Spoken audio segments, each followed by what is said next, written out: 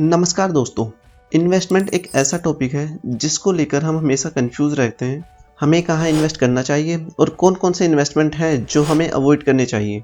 आज हम इस वीडियो में 5 इन्वेस्टमेंट ऑप्शंस के बारे में बात करेंगे और उनकी डिटेल एनालाइज भी करेंगे, जिससे हम एक बेटर इन्वेस्टमेंट अपने लिए चूज कर सकें।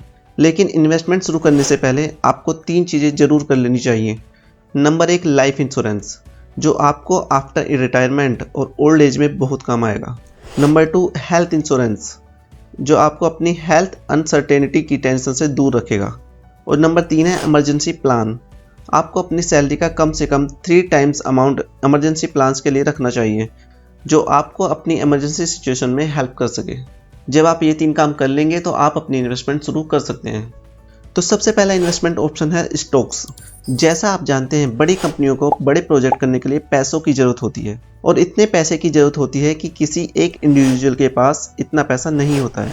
तो स्टॉक मार्केट के द्वारा लोग कंपनी में इन्वेस्ट कर सकते हैं, जिससे कंपनी को पैसा मिल पाए बड़े प्रोजेक्ट करने के लिए, नई इनोवेशन करने के लिए, और लोगों को उसके बदले में कंपनी का कुछ हिस्सा मिल जाता है, ओनरशिप का। इसका मतलब ये है कि जब कंपनी आने वाले टाइम में प्रॉफिट कमाएगी तो उसका कुछ हिस्सा आपको भी मिल सकता है। स्टॉक्स में ही इन्वेस्ट करके राकेश झुनझुनवाला जी, वॉरेन बफेट और बहुत सारे लोगों ने थोड़े से कैपिटल से बहुत सारा पैसा कमाया है। इसके अगर फ़ायदे की बात करें तो आपको 14 से 18% तक एवरेज रिटर्न मिल जाता है अगर आप लंबे समय के लिए इन्वेस्ट करते हैं। तो शेयर खरीदने से पहले आपको कुछ बातें ध्यान रखनी चाहिए। आपको शेयर खरीदने से पहले उसके फंडामेंटल अच्छे से चेक कर लेने चाहिए और अपने पोर्टफोलियो को डाइवर्सिफाई जरूर कर लेना चाहिए। इसका मतलब यह है कि आपको एक ही टाइप के शेयर पर पैसा ना लगाकर डिफरेंट टाइप के स्टॉक्स को अपने पोर्टफोलियो में ऐड करना चाहिए, जिससे आपका रिस्क कम हो जाए। और दूसरा, यदि आप स्टॉक्स को बाय कर रहे हैं तो थोड़ा लंबे समय के लिए करें, क्योंकि हो सकता है शॉर्ट टर्म में आपको नुकसान हो लेकिन लॉन्ग टर्म में आपको फ़ायदा ही होगा। और यदि आपके पास फंडामेंटल एनालाइज करने का समय नहीं है तो आप स्मॉल केस में भी इन्वेस्ट कर सकते हैं। स्मॉल केस बेसिकली स्टॉक्स का एक बास्केट होता है जो एक्सपर्ट द्वारा बनाया जाता है और उनके द्वारा ही मैनेज किया जाता है। आप चाहें तो इसमें डायरेक्ट इन्वेस्ट कर सकते हैं और अपने रिस्क को बहुत ही ज़्यादा कम कर सकते हैं। ये बिगनर्स के लिए बहुत ही अच्छा इन्वेस्टमेंट भी है। दूसरा इन्वेस्टमेंट ऑप्शन है म्यूचुअल फंड। म्यूचुअल फंड एक स्पेशल टाइप की इन्वेस्टमेंट होती है जिसके थ्रू आप सभी अलग अलग टाइप की इन्वेस्टमेंट एक साथ कर सकते हैं और अपने इन्वेस्टमेंट को डाइवर्सिफाई कर सकते हैं एक ही जगह इन्वेस्ट करके। और ये काम किया जाता है एसेट मैनेजमेंट कंपनियों के द्वारा, जिन्हें हम AMC भी बोलते हैं। बेसिकली आप अपना पैसा एसेट मैनेजमेंट कंपनी को देते हैं और आप जैसे बहुत सारे लोग अपना पैसा एसेट मैनेजमेंट कंपनी के पास डालते हैं और ये कंपनी सारा पैसा कलेक्ट करके अलग अलग इन्वेस्टमेंट कर देती है एक एक्सपर्ट की राय लेकर। जनरली उन्होंने अपने एक्सपर्ट अपॉइंट किए होते हैं, तो उस पैसे को अलग अलग इन्वेस्ट कर दिया जाता है और अलग अलग इन्वेस्टमेंट से जो कलेक्टिवली रिटर्न प्रॉफिट मिलता है उसका कुछ परसेंटेज एसेट मैनेजमेंट कंपनी रख लेती है, जो बहुत छोटा होता है, लगभग 1 से 2%, और बाकी का सारा पैसा आप लोगों को वापस मिल जाता है एक रिटर्न रेट के हिसाब से। ये टॉप 10 एसेट मैनेजमेंट कंपनी है जिन्होंने अपने बहुत सारे म्यूचुअल फंड्स निकाले हुए हैं। अगर इसके रिटर्न की बात की जाए तो ये डिपेंड करता है आपने कौन से म्यूचुअल फंड में पैसा इन्वेस्ट किया हुआ है। कम से कम देखा जाए तो 4% का भी रिटर्न दे सकते हैं और 30% से ज़्यादा का भी रिटर्न भी मिल सकता है। और म्यूचुअल फंड्स ऐसे भी होते हैं जिनका रिस्क 0 भी हो सकता है और रिस्क बहुत ज़्यादा भी हो सकता है। ये सब डिपेंड करता है जो एसेट मैनेजमेंट कंपनी है वो आपके पैसे को कहाँ इन्वेस्ट कर रही है। इसके बाद आता है गोल्ड।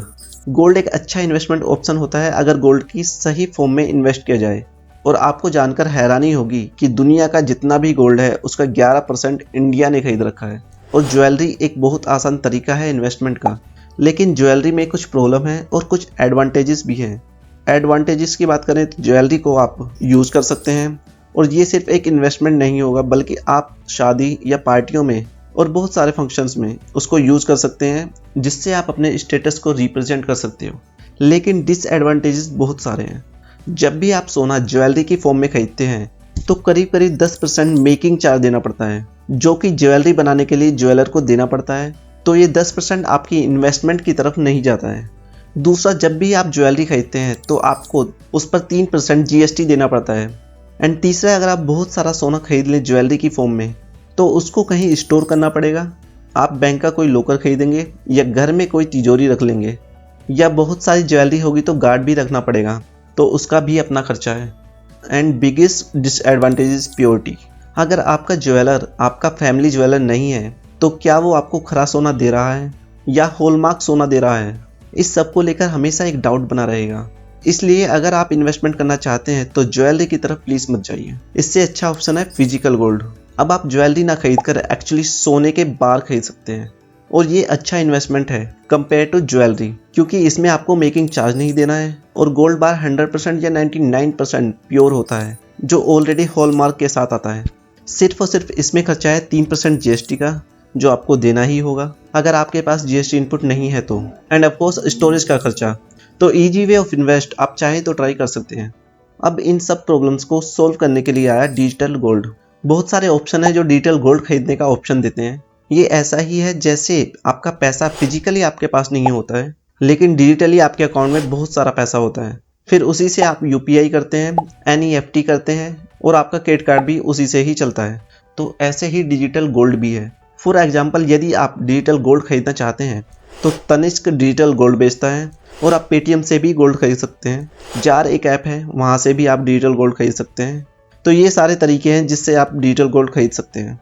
डिसएडवांटेज ये है कि आपको 3% जीएसटी देना ही देना है और यूजुअली ये सारे प्लेटफॉर्म जो हैं अपना भी पैसा बनाना चाहते हैं। तो गोल्ड की बाइंग और सेलिंग प्राइस में एक अंतर होता है। जो एक्चुअली प्राइस होता है मार्केट में, उससे इनका प्राइस करीब करीब 5 से 6% ज़्यादा होता है। सो ये एक एडिशनल कॉस्ट है जो आपको पे करना होता है। अच्छी बात यह है कि प्योरिटी गारंटेड होती है और क्योंकि डिजिटल नेचर है तो कोई स्टोरेज चार्जेस भी नहीं है, जिससे चोरी की भी टेंशन नहीं है और आप इसको जब चाहे बेच सकते हैं। लेकिन सबसे अच्छी बात डिजिटल गोल्ड की ये है कि आप इसको छोटी अमाउंट में भी खरीद सकते हैं, I think as low as 20 और 50 रुपीज़।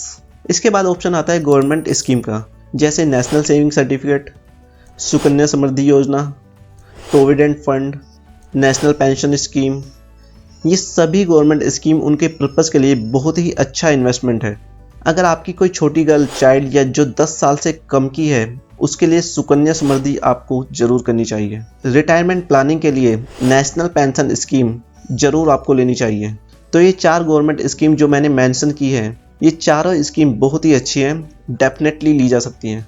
इसके बाद आता है रियल इस्टेट। ये कॉन्सेप्चुअली तो बहुत अच्छा है। एक्चुअली होता क्या है, हम सोचते हैं हम रियल इस्टेट खरीद रहे हैं, लेकिन हम खरीद रहे होते हैं एक एक्सपीरियंस। हम एक 5 स्टार सोसाइटी में पैसे दे रहे होते हैं गार्डन के, स्विमिंग पूल के, जिम का या पार्किंग का, जो बहुत महंगा पड़ता है, क्योंकि इससे तो आप अलग अलग उन चीज़ों की मेंबरशिप ले लेंगे ना तो सस्ता पड़ेगा। तो आप जब रियल इस्टेट में खर्च कर रहे हैं तो जितना आप लैंड के करीब रहेंगे उतना अच्छा होगा। या तो आप लैंड खरीद लें या इंडिपेंडेंट हाउस खरीद लें। लैंड के जितना करीब रहोगे उतना आप मानो रियल इस्टेट में खर्च कर रहे हो और ये एक अच्छा इन्वेस्टमेंट होगा। जितना आप फ्लैट खरीद रहे हो या फैंसी शॉपिंग मॉल में आप शॉप खरीद रहे हो, तो आप एक्सपीरियंस खरीद रहे हो, लैंड नहीं खरीद रहे हो। तो आपको इन 5 इन्वेस्टमेंट में जो भी अच्छा लग रहा है आप उनमें इन्वेस्ट कर सकते हैं और अपने पैसे का पूरा यूटिलाइजेशन कर सकते हैं। तो आज की वीडियो में बस इतना ही। वीडियो अच्छी लगी है तो यहाँ प्रेस करके चैनल को सब्सक्राइब कर सकते हैं। तब तक के लिए मुझे दीजिए इजाज़त। धन्यवाद।